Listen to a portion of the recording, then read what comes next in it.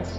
I'm Comas Simulazioni co-founder Marco Massaruto, and I'm excited to show you Assetto Corsa Competizione, an hyper-realistic simulation racing game built with multiplayers and esports in mind by my team in Rome, Italy.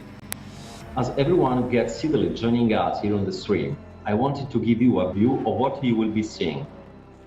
First, Pro Ferrari racer Davide Perel and I are going to take you on a tour of Assetto Corsa Competizione and show you some of these features that will be available for PlayStation 4 and Xbox One when the game launches on June 23.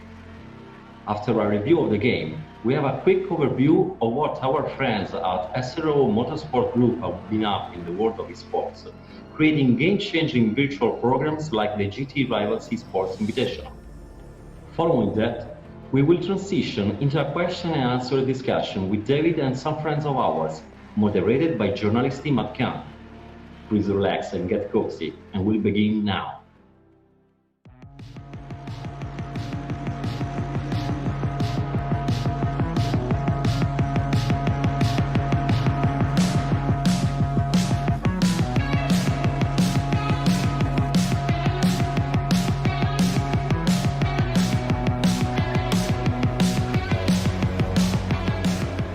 Ciao, hello.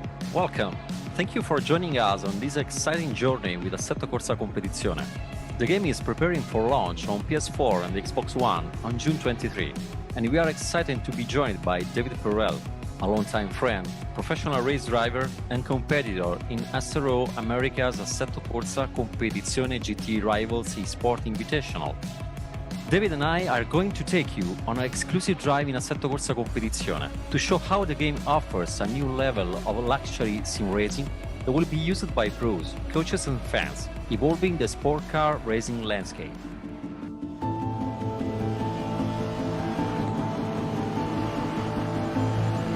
Gaming and racing have been closely linked since the very early days of the arcade. Atari's pole position put players in the seat of a Formula One racing car, and for the first time, fans of the sport could begin to experience what it might be like to speed around the world's best-known circuits at high speed. True simulation required more than an arcade cabinet could offer, and it was on computers that deep technical sims really made their mark. We owe so much to people like Jeff Crammond or David Kemmer, the programmers who pioneered racing scene with genre-defining games such as Grand Prix series from Microprose and IndyCar and NASCAR racing series through the 90s and the early 2000s. As dedicated graphics hardware made PCs more powerful and enabled complex 3D worlds, sim racing was a genre perfectly braced to benefit. Who could forget Katsunori Yamauchi and the incredible Gran Turismo that took sim racing onto console, made it serious and made the genre accessible to a whole new generation of gamers. Today, sim racing has never been more popular, with best-selling games offering many different ways to experience many unique forms of simulation and technology able to recreate the sport in stunning lifelike detail. Here at Kuno Simulazioni, we are honored to be part of this, and with Assetto Corsa Competizione feel we are about to enter a new age of sim racing. Assetto Corsa Competizione is the official GT World Challenge game, and we take that responsibility extremely seriously. It is vital to us that we keep improving and finding new ways to make our games as realistic and immersive as possible.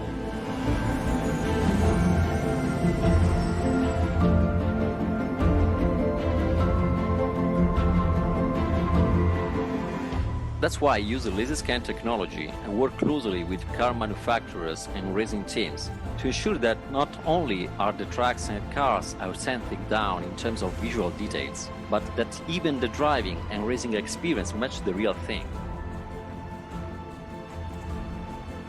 Simulation is all about physics though, and Assetto Corsa Competizione has gone all out to deliver the closest experience yet to actually being behind the wheel of a performance race car.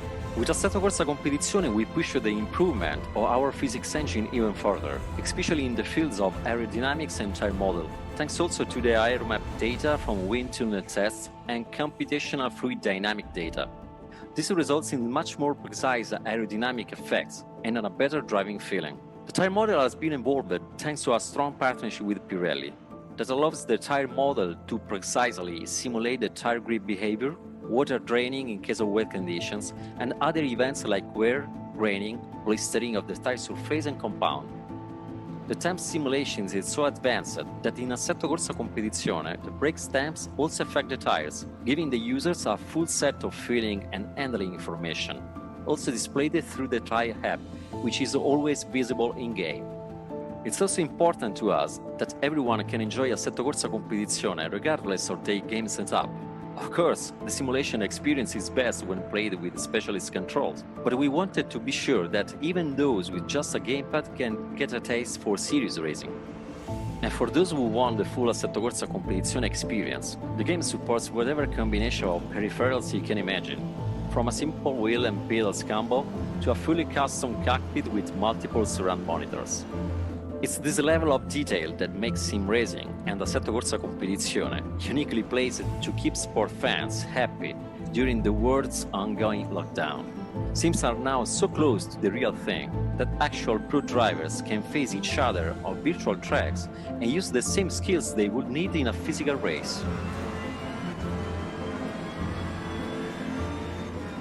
In the last 2 months, esports dramatically replaced the physical motorsports events, with sport TV channels broadcasting virtual racing everywhere. Formula 1, MotoGP, NASCAR, IndyCar, and last but not least, the GT series, allowing a much wider audience to discover and understand that this world is much more than just a game. So, it's not surprised that sim racing has seen an increase of around 1000% in online views and live engagement. Can sim racing sustain that growth and become an established and accepted e-sport even when drivers are back on the real tracks?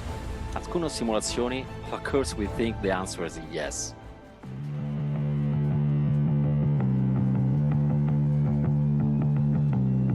We created Assetto Corsa Competizione from the very beginning, with esports and multiplayer in mind, and in April 2020 launched the GT Rivals eSport Invitational to bring pro racers and fans together in-game. And this is where I come in. Hi, I'm Davide Preview, and I started racing at the age of 15 in the South African Karting Championships, and eventually earned my place on the grid with Ferrari customer GT teams. But as well as placing on the podium in real-life championships, I've also been a big fan of sim racing for well over 20 years. And in particular, my friends here at Kuno Simulazioni. He's being modest. David isn't just a fan of sim racing, he's an advocate for the sport. And that's why Assetto Corsa Competizione is an official partner with the Coach Dave Academy, which mentors amateur and pro racers on the simulation scene. It's been a hugely exciting time in sim racing, and the GT Rivals Invitational has played a massive part in that. The GT Rivals finals took place last Sunday on the Kyalami track, which beautifully recreated this iconic South African circuit in gorgeous detail. The finals were streamed on Twitch, YouTube and Facebook Gaming, and we really hope you enjoyed the highlight of the sim racing season. For the race lead, Perel all over the back of Heitkotter. Boy, this is a great battle, and again, these two know each other. They've raced each other close the last couple of weeks. Bryan's a tough guy to get past, and he's really tough to rattle, as we've seen. Whoa, we got a move here. It's Perel. Perel goes through to the lead for a moment. Can Heitkotter respond? He's back on driver's right, holding him tight. Perel trying to get a victory here at his home track. Couple corners left. Perel, this has been his weakest sector here. Into the braking zone. Heitkotter going to use every bit of the Pirellis. Final corners of the GT Rivals Esports Championship. Heitkotter is there. Perel goes defensive for a moment. Now back to driver's right. Into the final corner, turn 16. A run back to the front straight. David Perel, home track, home race. He comes on through, and it's a race victory for David Perel. When I was 13, 12 years old, I started sim racing, and then that grew into real motorsports with grassroots level things, and then grew into professional racing with SRO. It's really cool to race against people that I now know and sometimes aspire to race to, or sometimes have raced with them on the sim. And I'm pretty grateful to be able to, flex that racing muscle. The racecraft and all of that applies 100% to the real world, the way that it works in the video games. And I'm certainly looking forward to getting back into a real car for other aspects of that, but it's been a joy. It's been a really good series to run with. A lot of very fast, consistent drivers, a lot of clean racing, which is just how I like it. I like how this series has tried to emulate the real world as closely as possible. So I'm just appreciative to have been here through the season and finish it off on a pretty high note. I was stressed. I had sweaty palms. Sim racing is much more intense sometimes than real racing, because in real racing we have things which are attacking our senses and can kind of distract us from our nerves. Whereas here, you just got your heart rate pumping through your chest, and you've become very aware of that.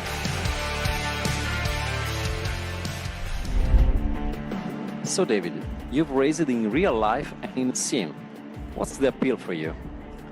For me, it's not just about learning the tracks and the cars, but it's also the mental approach that is required to be a competitive sim racer that can also cross over into the real world. I also have the opportunity of working with my real life engineers over the radio while I'm doing endurance races in Assetto Corsa Competizione. And I also enjoy the sights and sounds and the realism of the racetracks, which really make it feel like I'm not just in a game, but also approaching this like it's real life.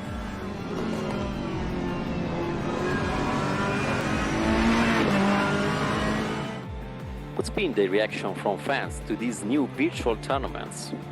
I've had a hugely positive reaction from the fans who usually watch me do my real life racing, because now I'm able to give them a behind the scenes view of what's happening on the radio and in strategy and setup meetings. It must make it easier for you to engage with fans too. You're even racing alongside them sometimes. Yeah, that's one of the things that I really love about Assetto Corsa Competizione. It's how it fits together with the people that I am racing with, not just in the real world, but also the virtual world. We can finally mix and match, and the guys in the virtual world can prove that they have the ability to take on the real drivers. It's been really satisfying. What is that you like specifically about ACC and how it fits together with online events? I think that in particular, the online events that I've been doing have been really close, which is very realistic to the GT World Challenge that we do in real life. So it's been a nice method for me to practice, for example, my qualifying, which I generally used to struggle with as a driver, and now I've been using ACC to improve upon. The beauty of sim racing is that it really highlights the psychological battle that you have as a driver.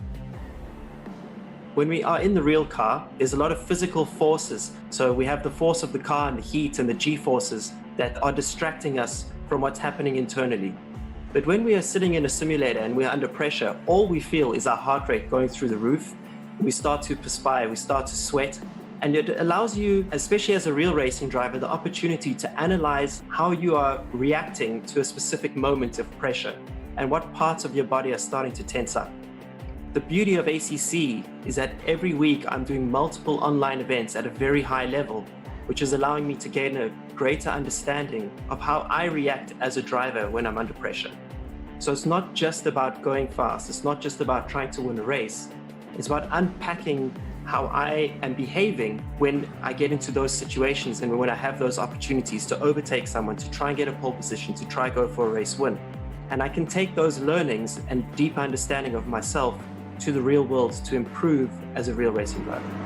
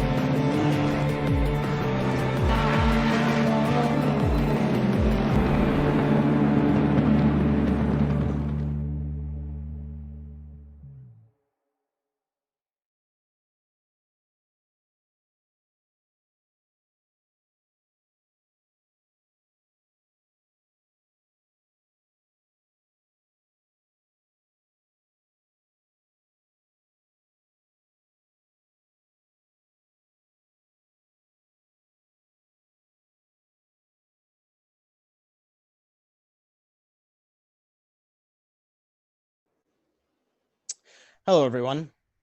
Thank you for joining 505 Games, SRO Motor Group, and Kuno Simulazioni on today's Assetto Corsa Competizione panel. I'm your host, Imad Khan. I'm a freelance esports journalist. You might have read my work over at the New York Times, the Washington Post, and ESPN. We have a great lineup of panelists today, and we're excited to get right into it. In the interest of time, I'm going to keep the introductions short. So let's start off with Davide Preview. He's joining us, and he's a producer for Kuno Simulazioni. And it's great to have him here. With me is David Perel. David is a South African racer with Ferrari and has won the total 24 hours of Spa twice. He also runs Coach Dave Academy. Guy Cosmo is joining us as well. He's a North American driver with the title of the 2018 Asian Le Mans Series LMP3 Championship. He's currently racing with K-PAX Racing Bentley. Bryan Heitkotter was brought up on sim racing, winning the North American Nissan GT Academy competition and earning him a spot at the driver development program in Europe. He went on to compete at the Perel World Challenge in a Nissan GT-R GT3 NISMO, bringing home 7 wins and 14 podium finishes. Robbie Montinola currently leads marketing and communications at SRO Motorsports America and is helping lead production of GT World Challenge. And Anthony Comas is part of SRO Motorsports as the group marketing and business development manager, overseeing various SRO races. So there's definitely a lot to get into. Assetto Corsa Competizione, which we'll be abbreviating as ACC moving forward, is already out on PC and is slated to come out on PS4 and Xbox One on Tuesday, June 23rd. Before we jump into the nuances of sim racing, let's get to know the game a little more. Davide, my first question is for you. And of course, anyone else who would like to chime in, feel free to. So last week, Sony unveiled the PlayStation 5, and with it, we got a beautiful trailer for the new Gran Turismo 7. Sim racing fans, however, have often gravitated towards other sim racing products versus the products put out by Microsoft and Sony. So in your opinion, what is it about ACC that has sim racing fans going towards it, and why are they not going towards Microsoft and Sony's products? Well, first of all, hi everyone, both in the live streaming and here in the interview room. Well, let's say a bomb of a first question. And first of all, after a big announcement like the titles you were mentioning, we are really happy that the consideration on Assetto Corsa Competizione is still so high that people are keeping the talk on that. I think, the road with ACC has been very particular because we always had a relationship with the community in developing the game from the early access first steps. And the game at the very beginning, after the launch, the situation wasn't that easy. I have to be honest. For all the development team, we had the heritage of Assetto Corsa 1 that was basically entertaining any sim racer in the world, and they were expecting the maximum from the beginning, and that was also obviously our expectation. And it has been a long trip to come to a product that is now not just used by VIPs, because this is very important, but also the last of the things, that big influencers like Charles Leclerc and Valentino Rossi are coming to the game. But this is just a consequence, and that's what we are really happy about, that we have a community that was there in the very first days, with some disappointment for some of them, that joined us during this journey of making ACC what it is now. So why is it considered even during these big announcements? Because it's a game that it's currently loved by the community for the job that has been done on that, because the job that has been done on that has been guided by and with the community. So I think that makes the difference. Obviously, those titles have a huge public, but our public is very, very hot. Yeah, and in regards to the PS5 and Xbox Series X, will ACC? I don't know if it's been officially kind of announced for next generation consoles, but there's clearly a lot of interest in it. Will it be able to utilize the extra performance that we will find in the next generation of platforms? Answer is pretty simple, because we actually don't know, simply because the focus on the development team is now fully on continuing the PC development and to finalize the first launch on current generation console.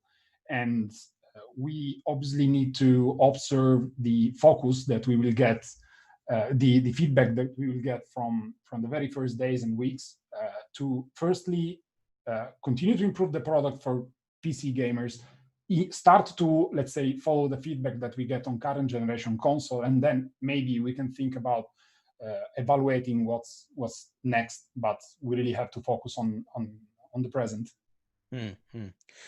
David, I have a question for you. Sure. And of course, Guy and Bryan, feel free to chime in.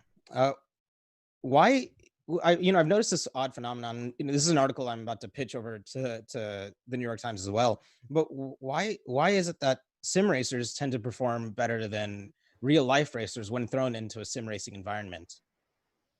I think it's primarily because people think that there's such a close connection, but at the end of the day, sim is its own discipline in itself. And a lot of the muscle memory and rules that we apply to going fast in real life don't necessarily apply to when we're trying to find that last maybe half a second in a sim game. And in essence, in order to get that half second, we'd have to break a lot of the rules that we apply when we're driving in real life. And it's very hard to unlearn those things that we've developed over 20 years, starting from karting and going all the way through to GT cars. So that's something that has been actually quite surprising for me and a lot of the sim races.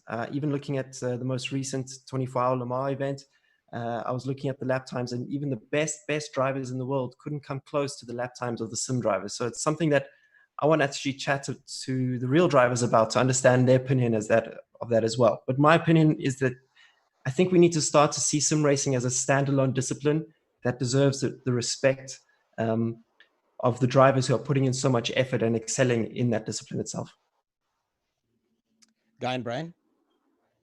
I would agree as well, and I'm approaching it from a lifetime of driving race cars, and I'm very new to sim racing itself, but I've always had a home simulator and I've dabbled with it many times over the years. But for me, it was all about recreating the real experience as much as I could, down to how I calibrated my brake pedals and steering feedback and all of these things.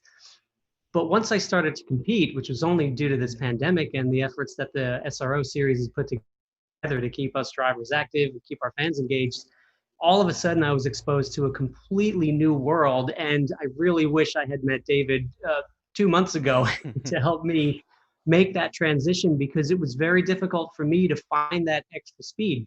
Everything is so real. The tracks are identical replications of what they are in real life. All of the things that we experience in ACC is so real and so fantastic, but I've just found myself towards the back of the grid. So there are some different disciplines, exactly like David is saying, and I have not yet cracked that code, but it's been a really interesting and eye-opening experience, and I couldn't agree with him more in that I think sim racing in general really needs to be more recognized for the skill and effort that is put into it and what it takes to really succeed there. Because some of these sim drivers I've been exposed to in my short time doing this, it is phenomenal what they are able to do. So I fully agree.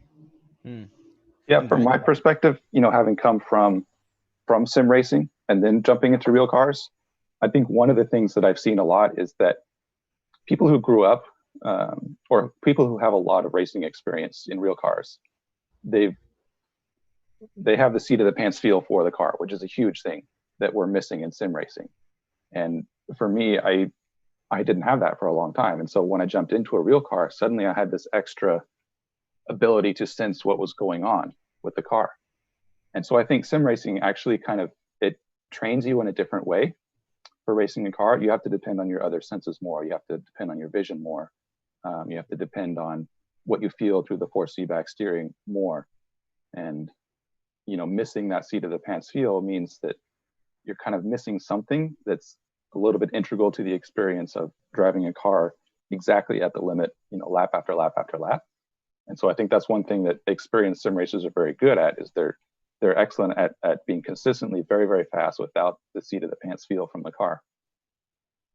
Davide, I have a quick question for you, and then I want to throw it to Robbie and Anthony. So first of all, how customizable will livery be with Competizione? And for Robbie and Anthony, how important is custom livery to ACC and competitive sim racing, and should it be open to everyone? Well, the point is that for sure we know that within esports is kind of important to have customized liveries in addition to the original ones, and that's primarily why we do have a livery editor inside of ACC. On the other hand, it's obviously difficult to manage full customizability, because you have licenses, you have brands inside the game. And on top of all, it's not something that we really limited technically, but the engine we are using did, because on the first chapter of Assetto Corsa, the engine was a proprietary one. It was a bit more easy to deal with for modders, etc. With a third-party engine that is cooking a build and closing all the content that is that and encrypting that, is not possible to leave the same kind of editing scenario for users. On the other end, we also have an important license like the SRO one. So I have to say that this was kind of handy to have as a lock. And then, I know that people managed to break the rules and add some full custom liveries. And then just, I'm personally, I would say, happy for that. Obviously, on the SRO official events side, there has been some control over the liveries that the entry had. It's kind of obvious, but I have no particular position on that. Obviously, it's not something you can bring on console, for example, because of the nature of the way that these people are editing the liveries. So it's not something like, a real decisions. It's much more like, do we want to focus on making a good simulation experience or to break the engine we are using? So that's the deal. Maybe Anthony. Yeah, I mean, on our side, I think it has been very important for the esports series, and I think even more so with the current situation with the COVID-19, where teams were not able to go racing. They had already secured some of their partners earlier in the year, and needed to find ways also to generate value for their partners whilst not being physically on track. And I think it has been really greatly appreciated, the fact that we added some level of flexibility there for the official SRO Esports event. And yeah, I mean, brands don't want to be racing with their previous partners from last year. So I think on the esports side, it's been a huge help to be able to use custom liveries. Yeah, and just to add into that, I think for us, obviously being with ACC being centered around the European Championship, for us, it allowed us to bring in our American GT World Challenge America liveries, which was great. So I think that was a great step forward for their partners, for our teams, and for our drivers to be able to run familiar liveries and showcase that to the American audience that we typically are in front of. So I know guys in the game now with the K-PAX Bentley, but we brought together some really cool liveries that were showcased through GT Rivals, which was a huge hit with our community. Now this is kind of a question for anybody who wants to chime in, and it's coming to us from Christopher Smith. There are a lot of simulation racing games that have hit the market, and I feel that there's a new one hitting the market every few months. How does a developer try to stand out in the crowd when the ultimate goal is to essentially just make that one same thing, which is like the most realistic driving experience? That's also a good one. 2 months ago, we were with basically two colleagues in defining let's say, a little update to our formal company vision. That thing that you have to print on your website because you need to tell it to other people. And we were thinking about on which aspect are we really different from the rest of the world. What is our job? What is our mission and vision of things? I think first of all, everyone in Kunos is a missed driver. Okay, we love cars. We would spend our entire day driving instead of staying behind a computer monitor.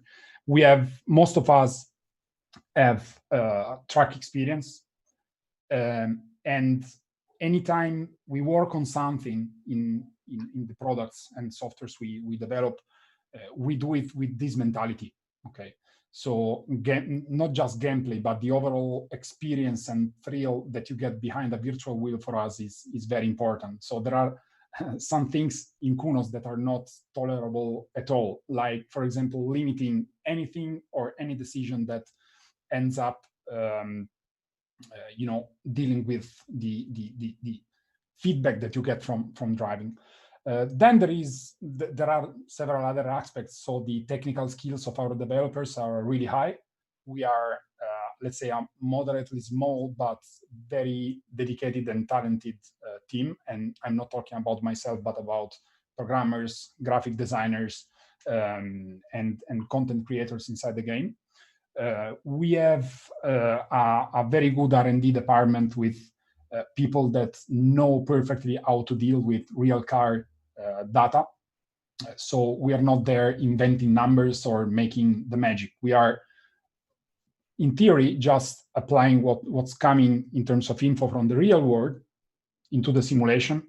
And the compromises we do are not on the vehicle values or measures. It's just about the overall low level of calculations and programming and performance. So let's say on one end, we are not doing anything that could possibly ruin the reality of the data that we get. And then that we are probably very good in fetching those data because we have a relationship with racing engineers, with drivers such as Davide Preview. A small example, the whole concept behind the sound effects of the ABS inside ACC has come by working closely with David. So our sound engineer worked a lot with David in getting the feedback that he had during a braking for the ABS sound. So imagine this fact multiplied by 100 aspects of a car, and that's the way we approach things. I don't like to compare the studio with any other one because there are a lot of very good simulation products out there. I'm just telling how we do things.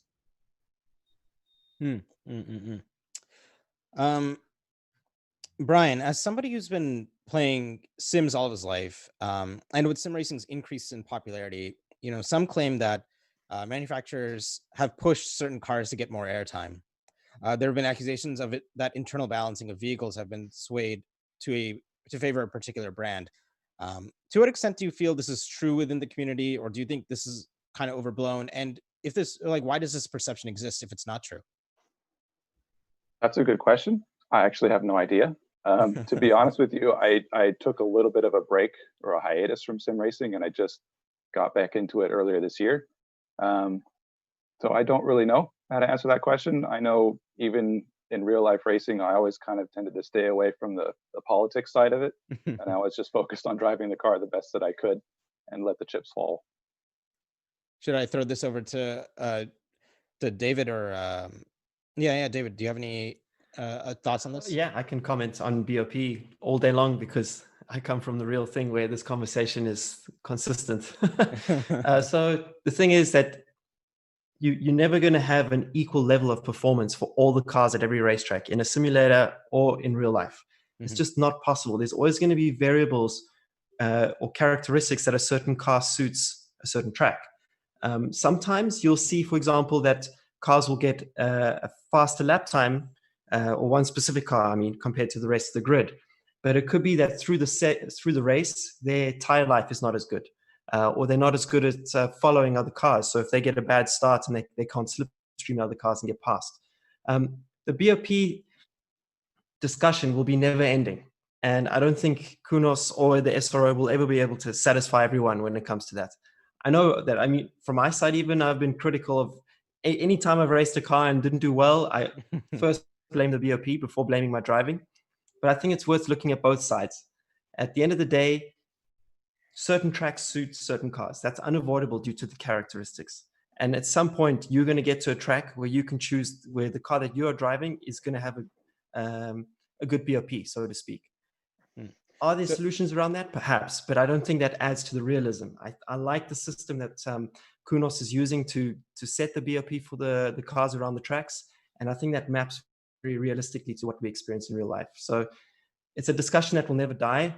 but it's a discussion also that from a real driver's point of view is also not boring, but it's just so consistent. And when it's usually coming from the people who don't win the race. So do you reject kind of the conspiracy theorists that say, oh, such and such manufacturer made such and such deal with this game, that's why their car is doing better? Yeah, I've heard that discussion a few times, and if that was the case, then you'd see that car dominate at every racetrack, but it doesn't happen.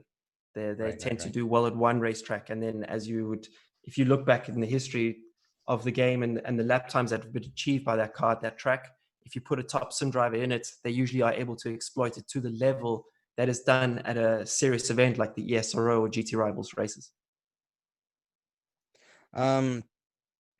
Let's see, Davide, I want to throw something quickly at you. I know that game development is really difficult and costs a lot of money and takes up a lot of time, but if you had that kind of unlimited time, unlimited budget, what would you want to bring to your development team, to ACC, that you probably just, what would be your dream? Time? No, I mean, if there was an endless budget, I think that any Kunos developer would probably do the same exact things we do, but with double of the time at disposal, because obviously costs are a topic of the thing, but also time, it's surely something more of a topic. And stress levels, and obviously the pressure that you can get from a game development. Then, in terms of we are in a particular position, because before I was answering on how why are we so good in doing handling and all the gameplay and perception side of things development. It's obviously passion, but it's also licenses. So we have a very powerful licensing department, so basically Marco, and we can deal with manufacturers at the very highest level we can think of. So there is nothing that you can buy with more money, but time. So imagine a project like this with the double of the time, but this is the real world, and then right, that's it. We have a question coming in from Davide Mancini from IGN Italy, and this is going to David, Guy, or Bryan. So although ACC is a game that has always had a great relationship with reality, never, as in this period, are so many real drivers playing an impressive amount of hours. Is this proving useful from a point of view feedback? Has something interesting / particular emerged that you are currently working on? I think I've been using sim racing my whole life to try and improve as a real life driver, mostly because when I was growing up as a kart racer, I only had one track in the area that in my province. So I had to use a simulator to try and learn how to learn other racetracks. These days, as I explained in the preview video, I use a simulator more to understand how I react physically under pressure and how I can become more self-aware and improve upon that in the real world. A big problem for me in real life racing has always been my qualifying. So I used this 2-month sort of hiatus to compete in as many high pressure online events as possible to try and simulate the same pressure that I feel before qualifying. And I do think I've made a step there, and I can't wait to bring that to the real world. And the majority of that progress was made through ACC and the ESRO and GT Rivals events. So that's one thing from my side. I'm really excited to see if I've made a step there. The other thing that I've already used simulators for a very long time was practicing overtaking maneuvers. And all the moves that I do in real life have always come from something that I developed on the simulator, either playing online or just through the AI, practicing start sequences. So there's a lot of value from my side. I've always used the sim as deliberate practice for real life. Yeah, and from my side, another aspect to look at it, what it has provided all of us is that racing is still a business. We have manufacturers that are heavily invested in what's taking place. We have a huge audience with a great fan base that follows us on social media and usually attend the races live in person. So we've had a very interesting period lately where everything has been put on hold, and we have, business agreements and relationships and deals between drivers and teams and sponsors that are involved, and then also just the entertainment factor of why we all race. We do it because we love to compete, we love to race, and we love to drive cars and tinker with these things. But at the end of the day, we're putting on a show. And when we are stricken with a situation where our series has obligations to continue the show, ACC provided, and Robbie can attest to this, ACC provided SRO with this perfect opportunity to create a virtual championship so that all of the drivers and teams and sponsors and manufacturers who were slated to gain exposure and visibility and continue their marketing agendas, we had a platform to execute all of that. So we've got the driving side, we have the educational side, we have the marketing side, the business side. It's been an incredible way to satisfy all of these things when the world has been shut down for, reasons out of our control. It's been a really interesting opportunity, and it's satisfied it really well, I would say. I think for me, it's kind of been a continuum, kind of my whole sim racing career, in terms of using it as a tool to improve real life driving. I wasn't aware that I was doing that when I was much younger. I've been playing simulated racing games since 1992. So it's been quite a journey, long before I had a driver's license. But as simulations get more and more realistic and more in depth, the overlap between what you can experience online versus what you experience in a real car at a real track just continues to grow. So I'm personally just always learning and always looking for learning opportunities, whether that be, just driving itself at the limit, or like racecraft, or performing under pressure, like David said, or even in the setup screen, tinkering with this and that, learning what adjustments, how they affect the car, and how to make the car handle the way you want, and also achieve the lap time that you want, and consistency as well. So for me, sim racing it's kind of an endless search for perfection and search for improvement, that you'll never achieve that perfection. But there's so much depth and nuance to sim racing, especially at the level that it is right now, to where to me it's kind of like an endless resource towards improving in real life. Very good. So let's. I'm going to throw this question out to everyone. What can real world sports and events take away from the success of digital ventures like SRO's GT Rivals in America and the GT Esports Series in Europe? Well, I'll give it a go. I think something that we can see is the real access there are for fans watching, and motorsports is even more so, a sport that struggles to get that access because of the nature of wearing a helmet, where you don't see the driver's emotions. You recognize a helmet, but not really a face walking in the paddock. And I think in the motorsport scene, esports has really helped put through the emotions, and the drivers are engaging with the audience on their Twitch channel. At the same time, the face cam is able to see the driver. So there's a lot more understanding from a fan perspective about what's happening in the real life. So I would say definitely the access to the public is something that let's say normal sports can gain a lot from the esports. Yeah, definitely. Accessibility has been, key to a GT World Challenge in general. Our paddocks are very open. You can walk up to the drivers and teams in real life. And what ACC, I think, has provided us now, especially, in this time, we've opened our eyes to see this huge community of fans that are engaged in sim racing and the sim community, that have opened their arms to us and all the real world pros and just be super helpful, just getting us dialed in and ready to race. That, there's this vast market of sim racers that, can go play ACC any day of the week, be immersed into this GT World Challenge atmosphere, but maybe have never stepped foot in a real world event before. And now it gives them access to that.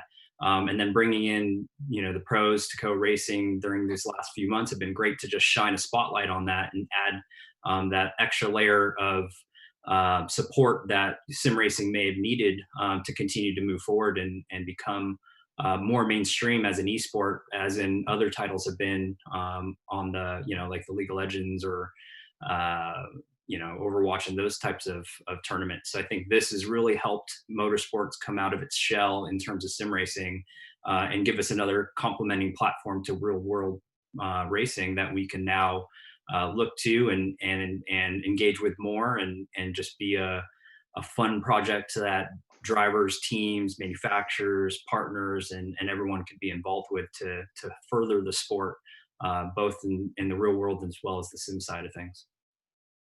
Very good. So, I'm going to throw off some quick rapid fire questions before we close out the panel. So here's one coming from Stefano Casati of the Games Machine in Italy. Let's see. And the question's about ACC as a career gateway for fans. As the during COVID-19, many have tried their hands at e-racing, and all the fans that have felt, more like real pilots. With the results achieved by simulations like Assetto Corsa Competizione, have the chances of a normal person getting closer to the racing world, the real racing world, increase? Is it easier to approach the motorsports world also thanks to products like ACC? I'll throw this one over at Guy. I think there's a good possibility. I think there's going to be a time now for transition and a lot of interest for seeing how the two worlds can merge. I know for somebody, like myself, who has been pro racing for many years, I do coaching. I now help manage race programs and help young drivers find their way a little bit. This has caught my attention, and it has caught my attention in a way that we're going to go back to racing for real, but I am not going to take my eye or my interest out of sim racing. So this time has changed the perception for everybody. I think we're going to find a transition period now where a lot of programs will be implemented to maybe narrow down the path of sim racing on a global scale to see if we can implement more and more opportunities for sim racers to get their way into race cars. It's going to be interesting, but I think for sure this is going to help bridge that gap. Yeah, and then Bryan, I guess I want to throw this to you because you did, make that jump. Explain quickly, I guess, your experience, and do you think like that can continue to be replicated in the future? Absolutely. I think it's only going to grow from here. I think the competition that I was involved in was probably one of the first to really legitimize the concept of going from sim racing to racing real cars and doing it successfully. Mm-hmm.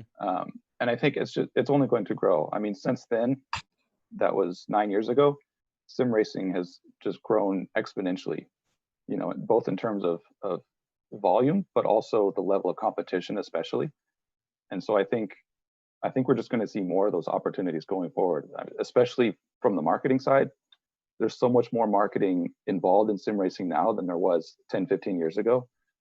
It's really remarkable.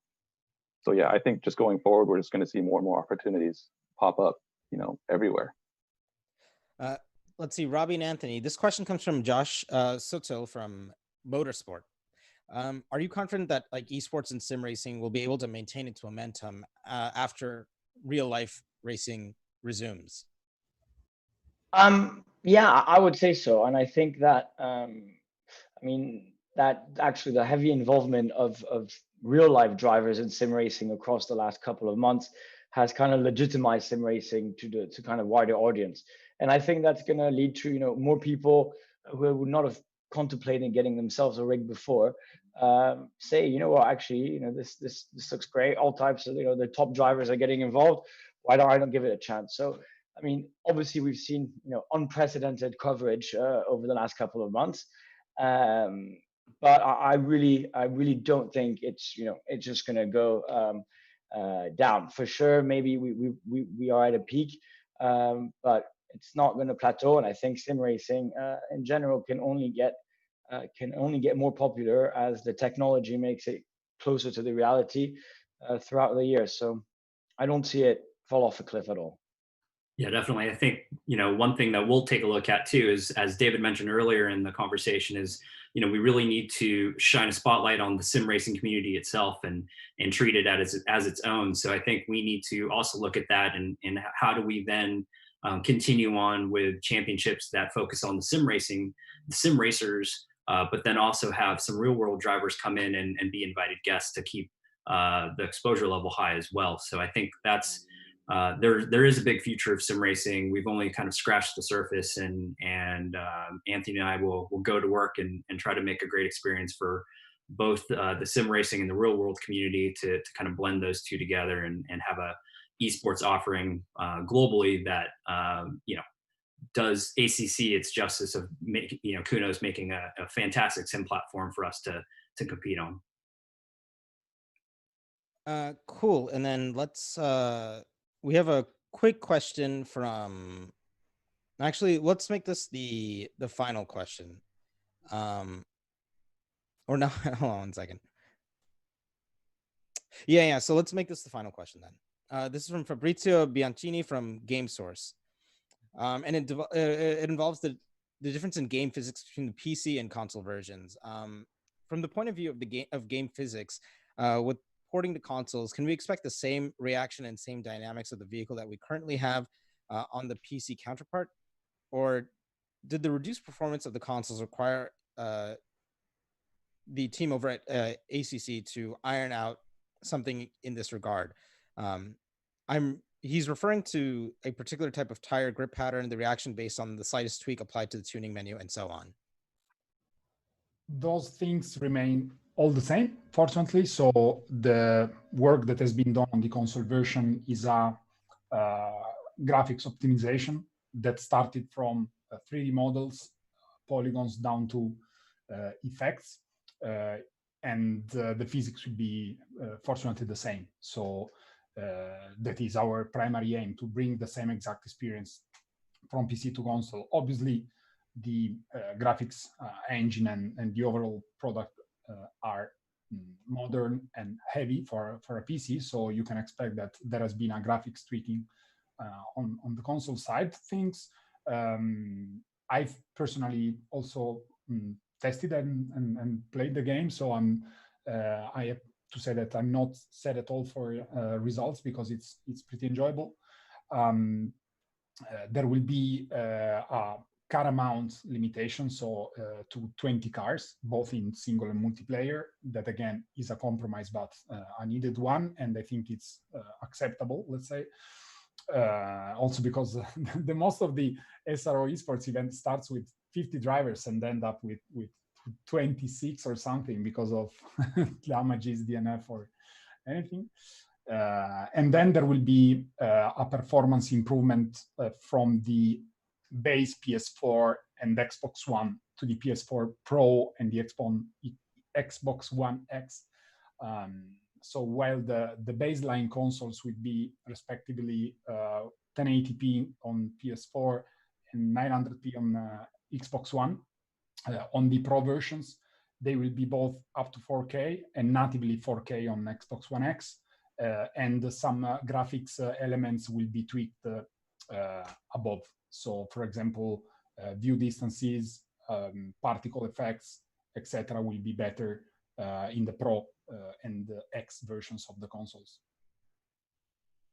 Okay, Davide, one more question before we close it out. So this comes from William Marsh. What compromises or sacrifices have you had to make for ACC to work properly on console with reasonable performance? What compromises? Sorry? Have you had to make any compromises to make it run on console, but still perform reasonably well? Yeah, on the graphic side. So our first, when you go with a product that is running on very high-end PCs and average PCs for sim racers, and you go on consoles that have a lower hardware, you have to make a compromise. You just have to choose where and hope for the best. In our case, we chose, because of our vision, to keep the physics and AI the same. So the experience should be a GT3 simulation, the best one we can personally, as a company, achieve. Hopefully one of the best GT3 simulation out there. and then the compromises. So drawing this line immediately points the compromises in the graphics department. So basically, again, from modeling. So if you can reduce the polygons on some hidden parts of the circuit, that certainly helped a lot. But also on some graphics effects. The game is pretty much intensive on hardware when you are in night under rain. And so all those indirect, direct and indirect reflections of light, etc., needed to be tweaked below the level that we can see on an Epic on PC. Obviously, those are the kinds of compromise we needed to do. All right, great. All right, with that, one thing yes, really important for both platform players is that this kind of optimization work literally and significantly helped the PC version to proceed in a much more optimized way, because once you notice those profiling features, you can apply them on PC too, because it's technology, it's polygon reduction, optimization of the effects. And so it's very much important for us to do this kind of path and journey where we also deliver to console. Well, you heard it here, folks. With console, you're getting still a great simulation experience, and it's actually helped the PC performance as well. With that, thank you everyone for joining us on this panel. Thank you to the panelists and to the audience, and for the journalists for submitting the questions. We hope you continue to stay safe out there. Please stay indoors. Continue to sim race, indoors. And go ahead and Google all the panelists. Give them more Twitter followers. They definitely deserve it. The console versions of ACC are set to release on June 23rd. And with that, we'll catch you guys at the next panel whenever we have it. Thank you, guys.